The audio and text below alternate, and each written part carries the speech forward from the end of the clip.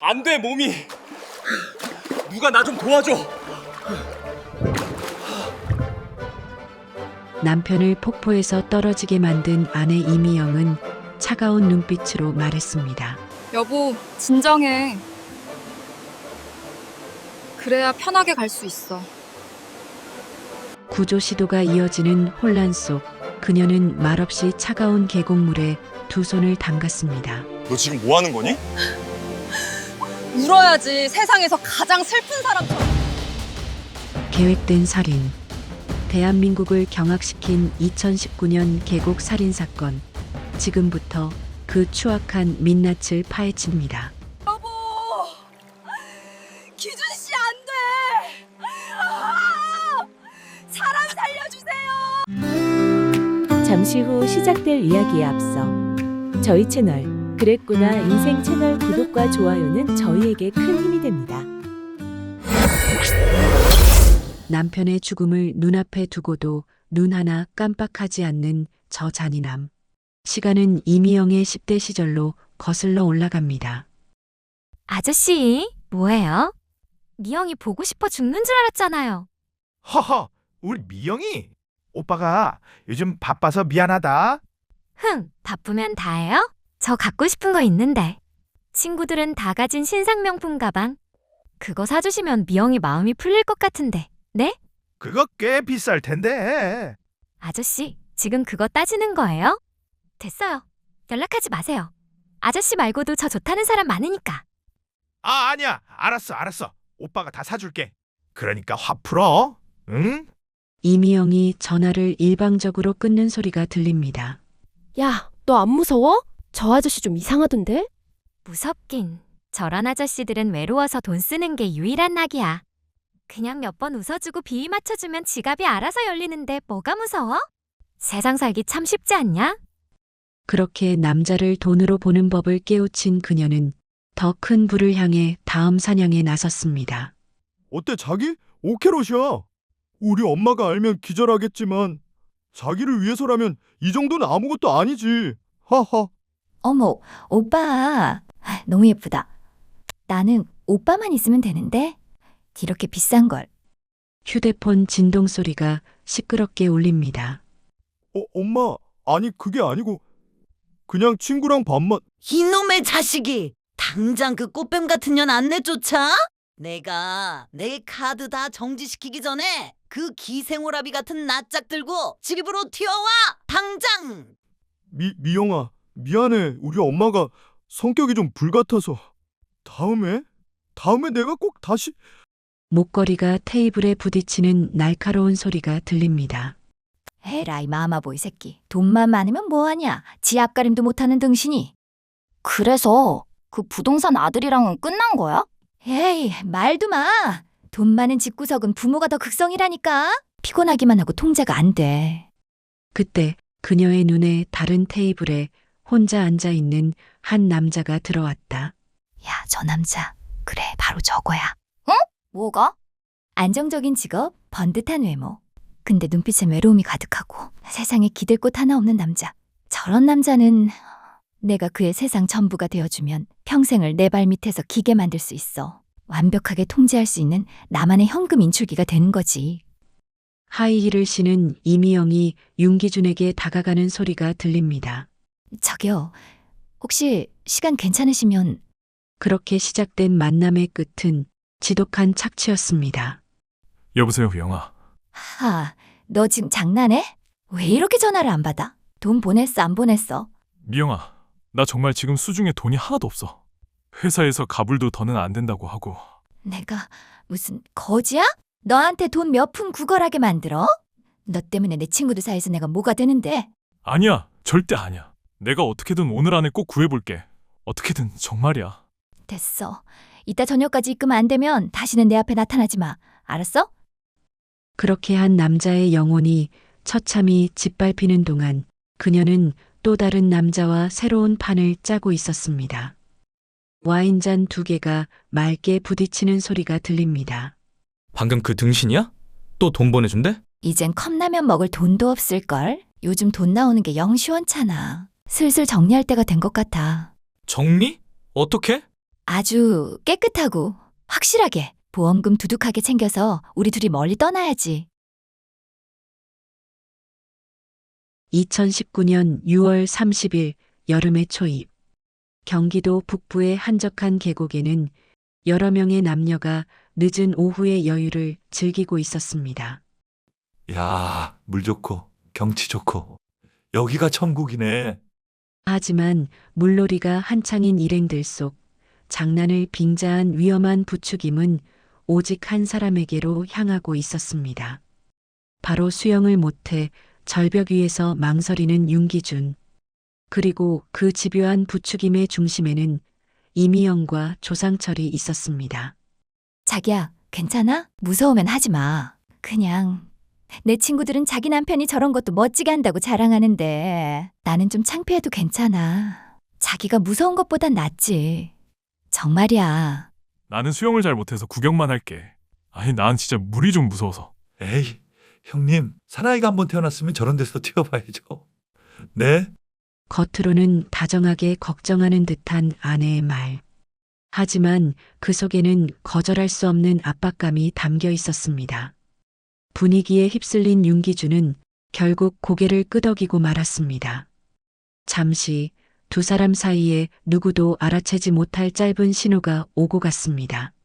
상철 씨, 마무리 좀 해봐. 알았어. 이번에는 확실하게. 아무 일 없었다는 듯 다시 화기애애한 분위기가 이어졌습니다. 형님, 걱정 말고 뛰어요. 제가 바로 밑에서 대기하고 있을게요. 좀 무섭긴 한데 괜찮겠지? 윤기준은 결국 망설임 끝에 어두운 물속으로 몸을 던졌습니다. 와, 뛰었다. 헤헤헤. 짧은 환호가 지나가고 계곡에는 어색한 침묵이 흘렀습니다. 근데 왜 안 올라오지? 금방 올라올 겁니다. 아니야. 너무 오래됐어.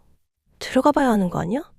윤기준이 물 위로 올라오지 않자 뒤늦게 사태의 심각성을 깨달은 친구들이 비명을 지르며 물속으로 뛰어들었습니다. 친구들이 절망에 빠져 오열하는 동안 물가에서 그 모습을 지켜보던 두 사람의 눈빛 속에는 슬픔 대신 기묘한 안도감과 성공의 희열이 번지고 있었습니다. 됐어.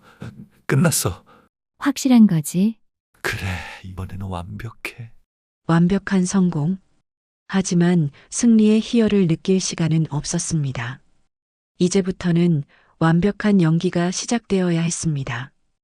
정신 똑바로 차려, 조상철. 이제부터 시작이야. 알아. 그럼 이제 넌 저쪽으로 가서 저것들 입단속부터 시켜. 기준 씨가 괜찮다고 자기 고집으로 뛴 거다. 똑똑히 주입시켜. 그녀는 말없이 차가운 계곡물에 두 손을 담갔습니다. 얼굴에 차가운 물을 세차게 끼얹는 소리와 함께 숨을 깊게 들이마시는 소리가 들립니다. 너 지금 뭐 하는 거니? 울어야지.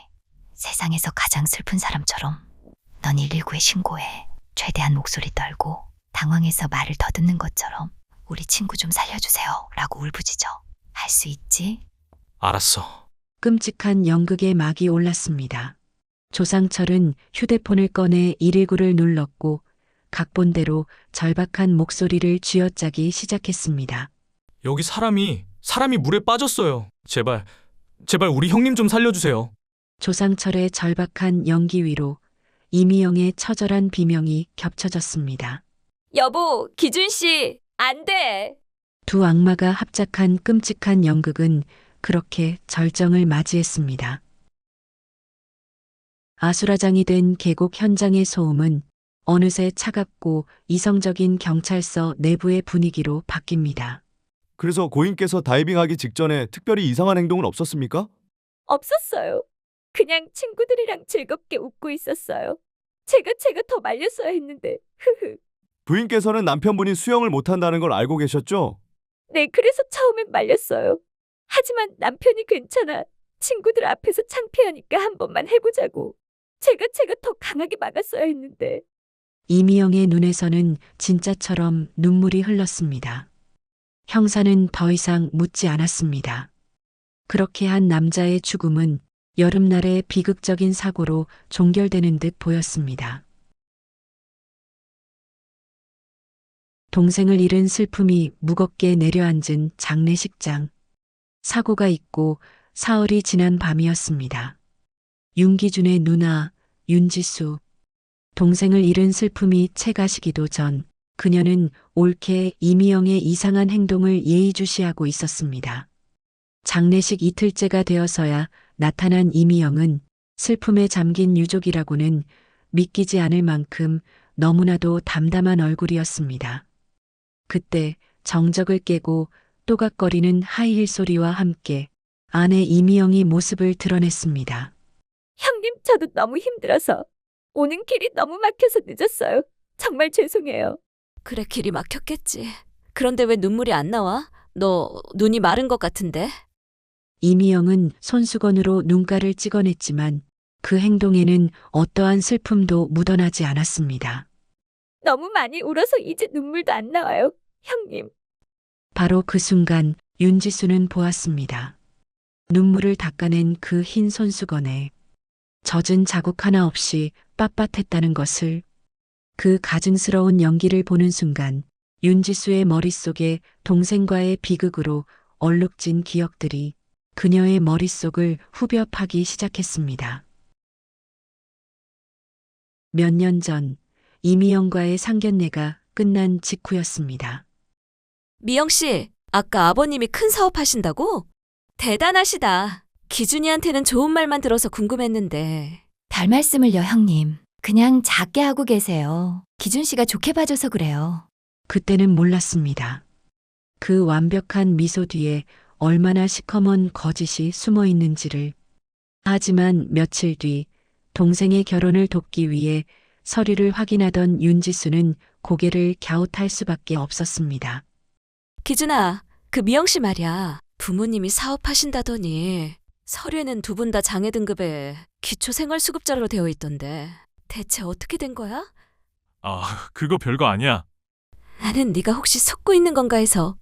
누나, 미영 씨 자존심 엄청 강한 사람이야. 사실 부모님이 편찮으신 게 맞는데 나한테 잘 보이고 싶어서 그랬던 거야.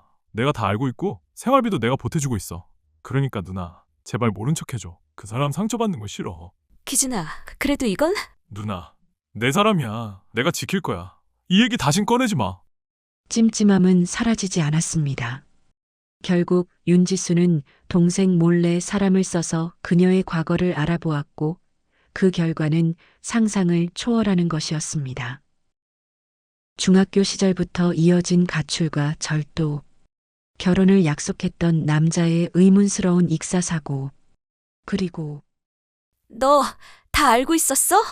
뭘 알아? 미영이가 19살에 낳은 딸이 있다는 거. 그 아이가 네 호적에 양녀로 올라가 있다는 거. 너 다 알고도 그 여자랑 결혼하겠다는 거야 지금? 제발 아니라고 말해, 기준아. 누나. 정신 차려, 이 바보야. 이건 정상적인 관계가 아니야. 그 여자는 널 이용하고 있는 거라고. 누나, 제발 그냥 모른 척 해줘. 내가 다 책임질게. 응? 그 아이 내가 아니면 세상에 기댈 곳 하나 없는 애야. 미영 씨도 내가 보듬어주지 않으면. 그래서 우리 당분간 보지 말자, 누나. 내가 지금 누나 얼굴을 볼 수가 없어. 이 비밀을 아는 누나를 내가 감당할 수가 없어. 미안해.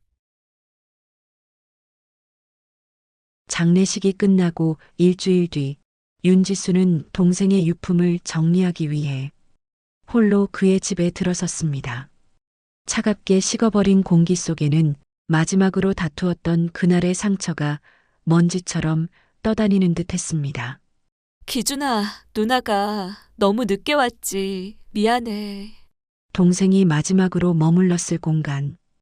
윤지수는 무언가에 이끌리듯 부엌으로 향했고 습관처럼 냉장고 문을 열었습니다.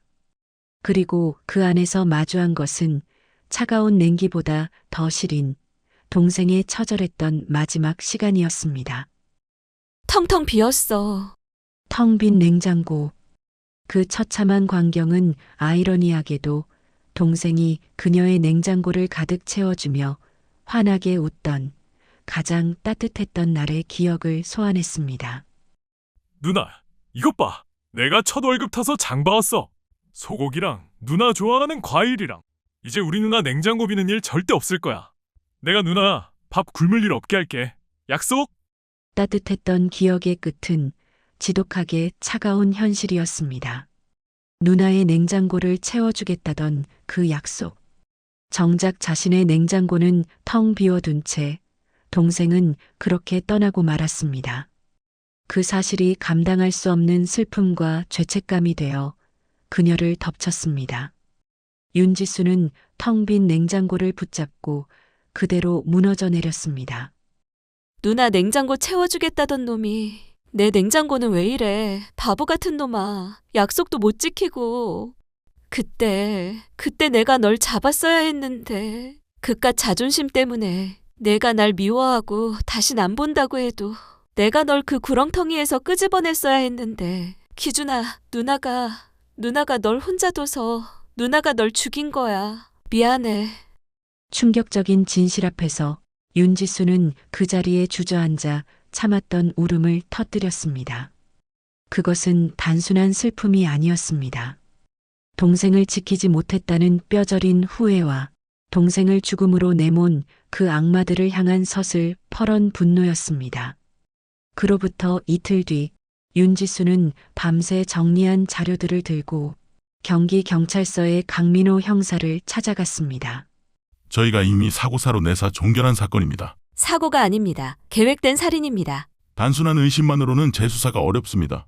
제 올케 이미영은 저희 가족에게 자기 부모님이 큰 사업을 하신다고 거짓말을 했습니다. 하지만 실은 장애를 가진 기초생활수급자였고 제 동생은 그 사실을 전부 알면서도 자기 월급을 쪼개 그 집에 생활비를 보내고 있었습니다.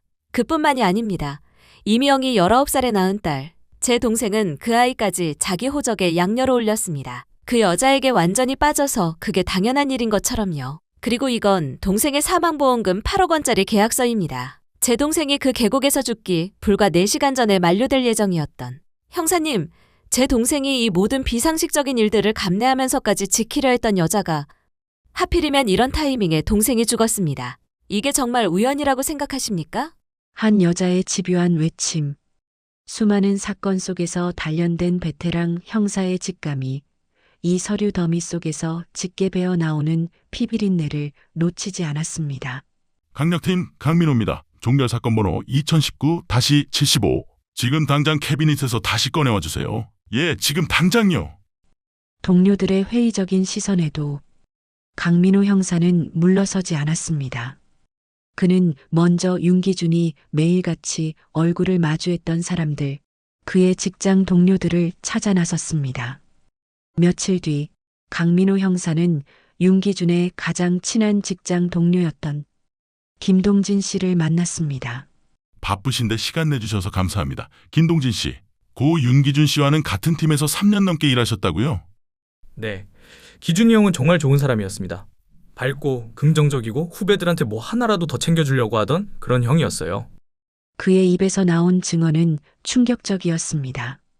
그에 따르면 윤기준은 결혼을 기점으로 완전히 다른 사람이 되었습니다. 그런데 1년도 안 돼서 사람이 완전히 달라졌어요. 결혼 전엔 정말 다른 사람이었어요. 꿈도 많고 늘 자신감 넘치고. 그런데 결혼하고 나서는 전화벨만 울려도 깜짝깜짝 놀라고 늘 어딘가에 쫓기는 사람 같았어요. 연봉 8천만 원을 받던 대기업 연구원은 어느새 동료들에게 푼돈을 빌리는 처지가 되어 있었습니다. 점심은 거르기 일쑤였고 어느 날은 점심 먹고 커피 마시는데 형이 글쎄 후배한테 5천 원을 빌더라고요. 저희 회사에서 연봉이 얼만데 저희도 그게 이상했습니다. 동료들이 이상하게 여길 때마다 윤기준은 언제나 같은 변명을 되풀이했습니다. 그렇게 돈이 없다던 형이 아내 병원비 때문에 대출까지 받았다고 들었어요. 몸이 많이 안 좋다고. 윤기준이 후배에게 5천 원을 빌려야 했던 바로 그날 밤 그의 피 같은 돈은 전혀 다른 곳에서 추악한 욕망을 위해 쓰이고 있었습니다. 재즈 음악이 흐르는 고급스러운 공간입니다. 이미영은 방금 받은 대출금을 또 다른 거짓말로 갈취하기 위해 남편에게 전화를 걸었습니다.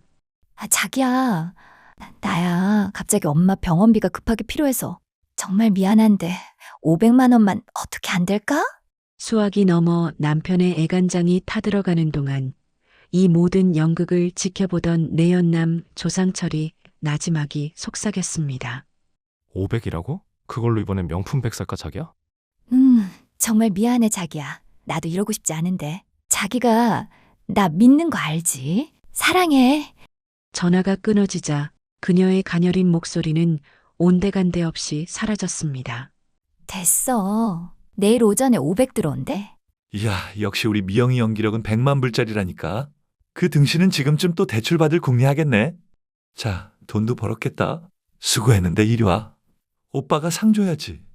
조상철은 샴페인 잔을 내려놓고 그녀의 가운을 벗겼습니다. 무슨 상? 우리만의 뜨거운 밤. 그 자식이 보내준 500만 원짜리 밤.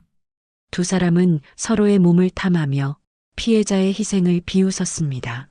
그 사람은 꿈에도 모르겠지. 자기가 사랑하는 아내가 다른 남자 품에서 자기가 보낸 돈으로 이렇게 즐기고 있다는 거? 그러니까 등신이지. 그 등신 같은 사랑 덕분에 우리가 이렇게 편하게 사는 거 아니야. 고맙다고 절이라도 해야 하나? 그렇게 또 한 번 피해자의 피 같은 돈과 순진한 사랑은 두 악마의 더럽고 추악한 쾌락을 위해 연기처럼 사라졌습니다. 동료의 증언은 수사의 방향을 명확하게 만들었습니다. 강민호 형사는 즉시 영장을 발부받아 두 사람의 모든 금융 기록을 추적하기 시작했습니다. 그리고 그날 밤 컴퓨터 모니터 위로 참혹한 진실이 모습을 드러냈습니다. 대출 3천만 원, 날짜가 2019년 2월 5일. 같은 날 이미영 카드 내역 유럽 여행 명품 5월 10일 또 대출 2천만 원 이틀 뒤 이미영 오피스텔 계약. 이게 병원비? 사랑이라는 이름으로 포장된 거미줄. 피해자는 자신이 거미줄에 걸린 먹잇감이라는 사실조차 인지하지 못한 채 서서히 모든 것을 빼앗기고 있었습니다. 사랑이라는 이름의 착취. 그 참혹한 실체를 확인한 강민호 형사의 수사는 이제 살인의 동기를 넘어 살인의 증거를 향하고 있었습니다. 그리고 마침내 디지털 포렌식 팀으로부터 결정적인 파일이 도착했습니다. 팀장님, 윤기준 씨 휴대폰에서 복원된 삭제 메시지입니다. 발신자는 조상철, 날짜는 2019년 2월 17일입니다. 보고알이 없어서 이번 판도 지지일 듯. 보고피나 다른 것들로도 잘하면 황천길로 갈 수 있대. 이미영이 보낸 메시지? 근데 왜 쟤 멀쩡하냐? 2019년 2월 17일. 경찰 기록상 그날 윤기준과 이미영은 강원도의 한 펜션에 있었어. 여기서부터였어. 모든 계획의 시작이. 기억의 조각은 2019년 2월 차가운 공기가 감도는 강원도의 한 펜션으로 향합니다.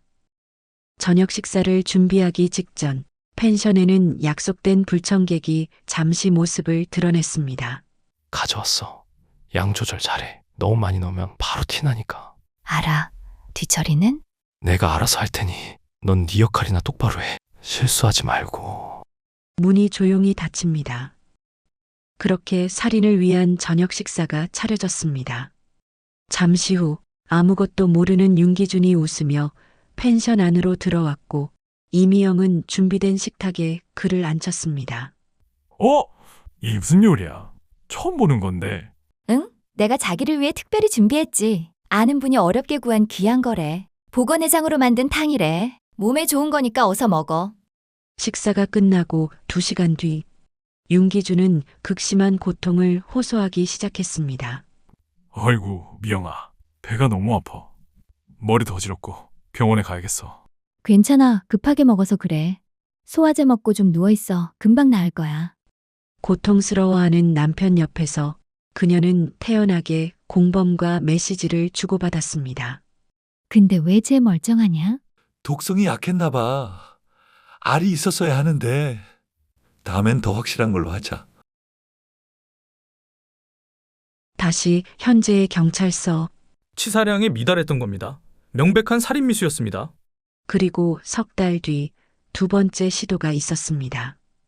2019년 5월 경기도의 한 낚시터.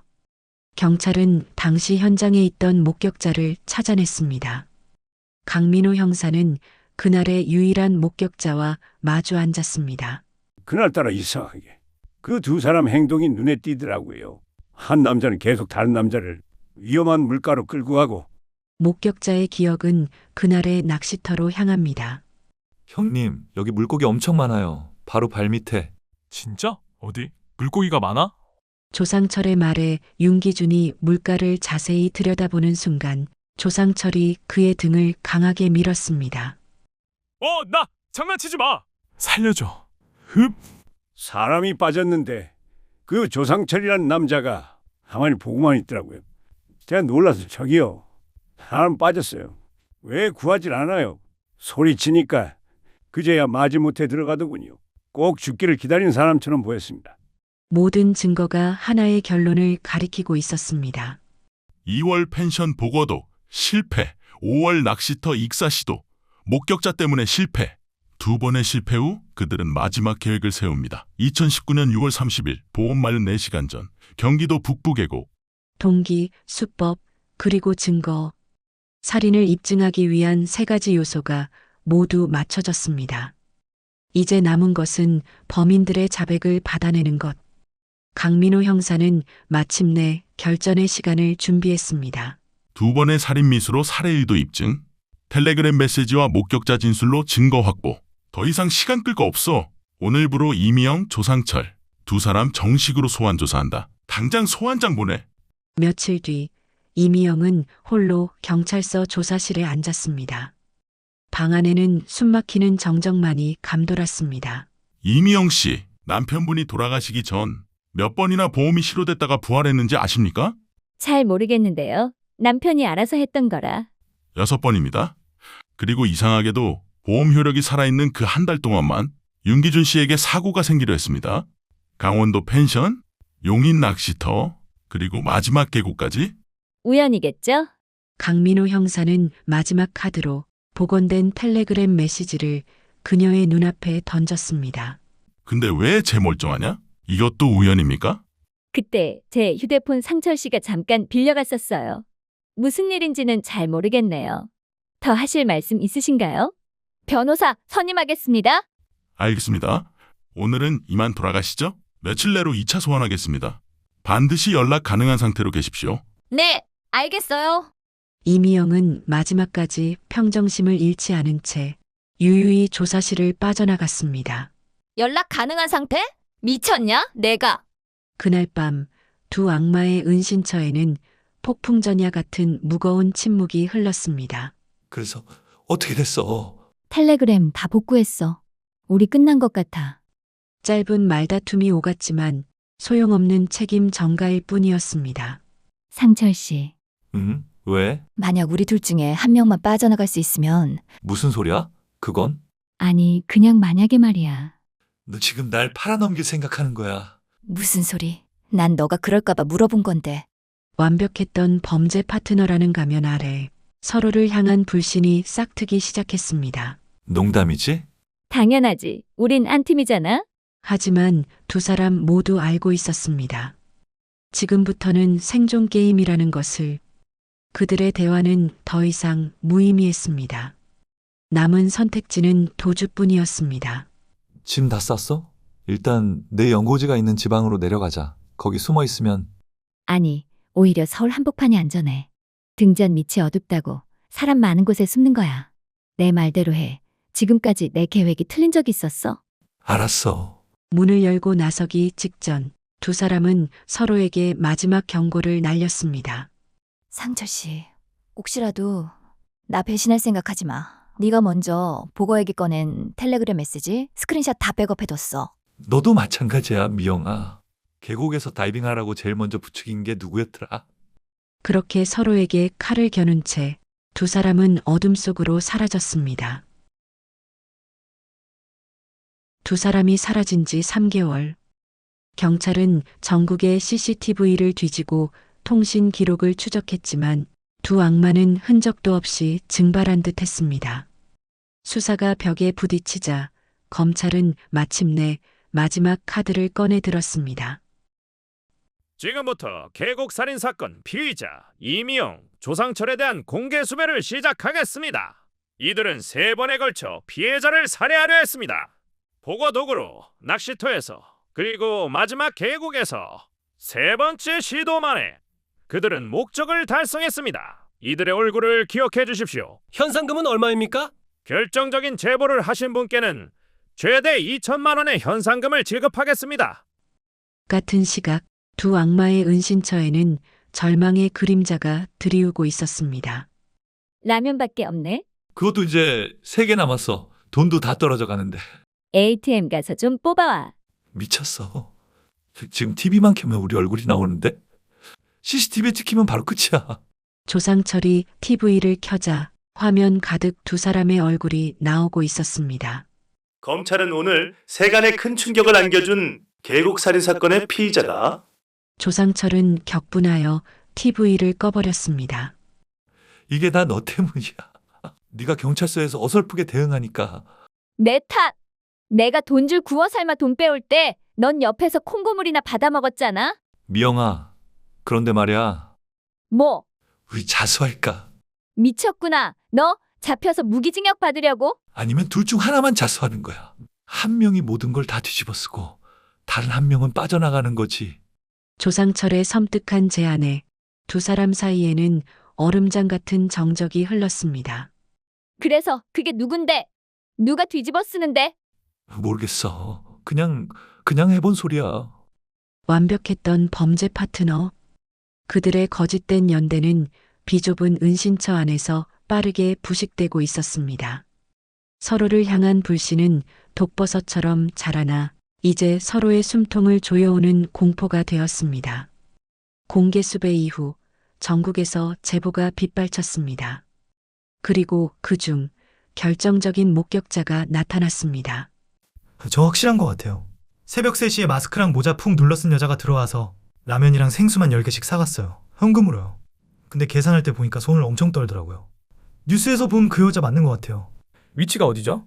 수도권 북부 미진동에 있는 편의점입니다. 결정적인 단서를 확보한 강력팀은 다시 활기를 띠기 시작했습니다. 반경 500m 내 모든 CCTV 확보해. 배달앱 사용 내역이랑 대포폰 유심 위치 추적해. 지금 당장. 팀장님, 며칠 전부터 이 근방 오피스텔에서 배달 음식을 현금으로만 결제한 내역이 10건 이상 확인됐습니다. 배달원 진술로는 단 한 번도 얼굴을 보인 적 없는 손님이라고 합니다. 주소 확보했어? 네, 우영 오피스텔 708호. 지금 출동 준비 중입니다. 간다. 이번엔 절대 놓치지 않는다. 1000일이 넘는 추적의 끝이 마침내 보이기 시작했습니다. 늦은 밤 수사팀을 태운 차량들이 목적지인 오피스텔 지하 주차장으로 소리 없이 미끄러져 들어왔습니다. 1000일이 넘는 기나긴 추적. 그 종지부를 찍기 위해 강민호 형사와 수사팀은 어둠을 뚫고 목표 지점에 도착했습니다. 목표는 708호 이미영, 조상철 2명. 1000일 넘게 도망친 놈들이야. 격렬하게 저항할 수 있으니 방심하지 마. 이번이 마지막 기회다. 절대 놓치지 않는다. 바로 그 시각 708호 안에서는 두려움에 짓눌린 시간만이 흐르고 있었습니다. 야, 밖에서 무슨 소리 안 나? 모르겠는데 네가 너무 예민한 거 아니야. 가서 확인 좀 해봐. 바로 그 순간 정적을 깨고 현관 초인종이 울렸습니다. 누구야? 이 시간에? 경찰인가? 조상철은 숨을 죽인 채 조심스럽게 현관문 렌즈로 밖을 내다보았습니다. 배달원 복장인데? 문 밖에서는 다시 한번 초인종과 함께 노크 소리가 들려왔습니다. 배달이요? 708호 맞으시죠? 저희 배달 안 시켰는데요. 이상하다. 선불 결제까지 다 된 건데요. 족발 세트. 선불이라고요? 잠시 망설이던 조상철이 경계심 속에 문을 살짝 여는 순간 복도에 잠복해 있던 경찰들이 덮쳤습니다. 경찰이다. 움직이지 마. 순식간에 조상철은 제압당했고 그의 손목에는 차가운 수갑이 채워졌습니다. 강민호 형사는 곧바로 안방으로 향해 문을 거칠게 열었습니다. 이미영, 1000일이 넘는 당신들의 도망놀이. 여기서 끝이다. 피의자들을 모두 검거한 직후 강민호 형사는 가장 먼저 이 소식을 전해야 할 사람에게 전화를 걸었습니다. 윤지수 씨, 저 강민호 형사입니다. 잡았습니다. 지금 두 사람 모두 경찰서로 이송 중이니 오시겠습니까? 정말 잡으셨어요? 네, 이제 정말 끝났습니다. 잠시 후 오피스텔 앞은 두 악마의 얼굴을 담으려는 취재진들로 아수라장이 되었습니다. 한때 세상을 비웃으며 어둠 속으로 숨었던 두 악마는 마침내 세상의 심판대 앞에 초라한 모습을 드러냈습니다.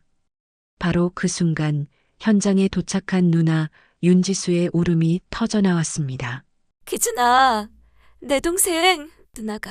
누나가 이제야. 동생의 원수들이 잡히는 모습을 본 윤지수는 그 자리에 주저앉아 목 놓아 울었습니다. 이제 정말 끝났습니다, 윤지수 씨. 고맙습니다. 정말 고맙습니다. 1000일이 넘는 기나긴 추격전은 그렇게 막을 내렸습니다. 하지만 진실을 향한 진짜 싸움은 이제 차가운 법정에서 다시 시작되어야 했습니다. 이제 법의 심판만이 남아 있었습니다. 길고 긴 재판의 끝.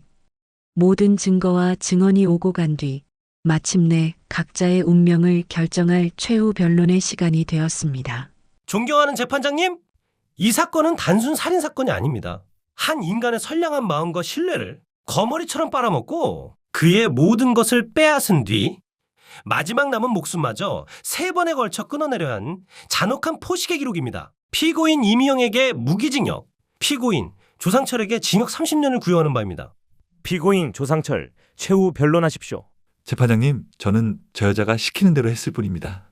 보험금 타서 새 출발하자고 저를 꼬드긴 게 저 여자입니다. 저는 정말... 피고인 이미영, 마지막으로 할 말 있습니까? 저는 그저 상철 씨를 사랑했을 뿐입니다. 그가 시키는 대로 했을 뿐이에요. 두 악마는 마지막 순간까지 서로에게 책임을 떠넘기며 비참한 생존 본능을 드러냈습니다. 법정의 엄숙한 규칙 안에서도 서로를 향한 두 악마의 증오는 숨길 수 없었습니다. 마침내 심판의 시간이 찾아왔습니다. 법정 안의 모든 이들이 숨을 죽였습니다. 선고하겠습니다. 본 재판부는 피고인들이 3번에 걸쳐 고의적으로 피해자를 살해하려 한 사실을 모두 인정합니다. 보고 독을 먹이고 수영 못하는 피해자를 물에 빠뜨리고 마침내 계곡에서 다이빙을 강요하여 죽음에 이르게 했습니다. 이는 단순한 살인이 아닙니다. 신뢰와 사랑이라는 이름으로 한 인간의 존엄성을 철저히 파괴한 우리 사회가 결코 용납할 수 없는 반사회적 범죄입니다. 이에 다음과 같이 선고합니다.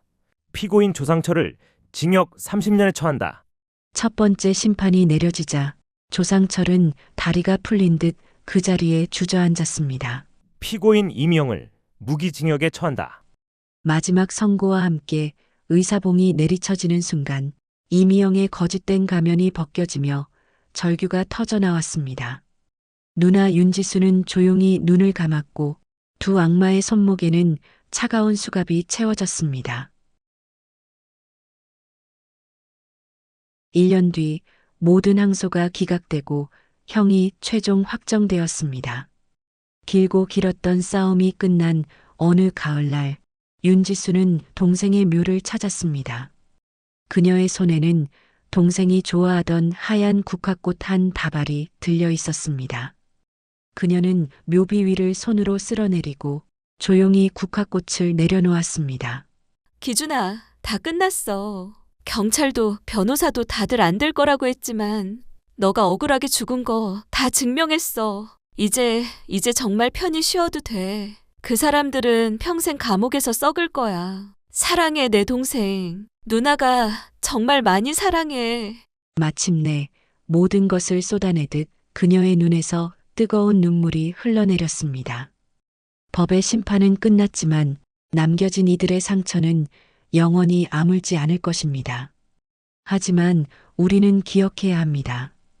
세상에 완벽한 범죄는 없으며 진실을 향한 단 한 사람의 외침은 반드시 세상을 움직인다는 것을, 그리고 무엇보다 사랑하는 사람을 지키는 일은 결코 포기해서는 안 된다는 것을. 세상 모든 기구한 사연의 위로를 보냅니다. 여러분의 구독과 좋아요가 그 시작입니다.